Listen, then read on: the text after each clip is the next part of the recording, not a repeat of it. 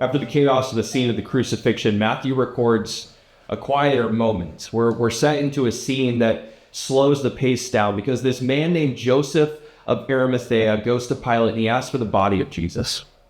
And Matthew tells us that Joseph was a wealthy man, but he was also a disciple of Jesus. But it's important for us to know that Joseph, up to this point, was actually a secret follower of Jesus. He was a follower of Jesus that stayed safely in the background. He didn't want to be noticed. He didn't want to be seen. But in this moment, he steps forward publicly. And he asks the most powerful man in the world for the body of a crucified man. This could damage his reputation. This could damage his standing. But yet, Joseph chooses to honor Jesus. So he gets Jesus' body and he wraps it in clean linen. He places it in his own tomb cut out of the rock. And then he rolls this large stone over the entrance to seal it up. And to many people watching and to you maybe reading, this probably feels like the end of the story. Jesus had been rejected, crucified, and now buried. But even in this quiet moment, God's purpose is still unfolding. Because the burial of Jesus was prophecy.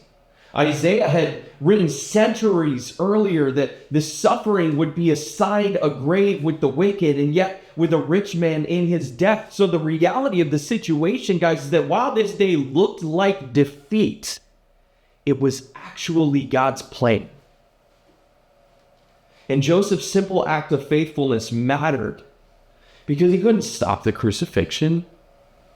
He couldn't change what happened, but he could honor Jesus in the moment that was given to him.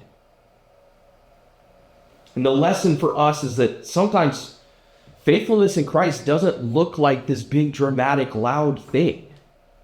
Sometimes it looks like quiet obedience. It looks like doing what's right, even when the situation feels hopeless.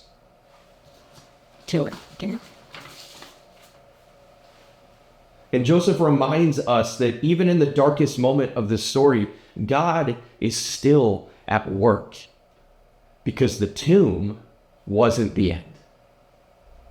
It was just the beginning of what God was about to do.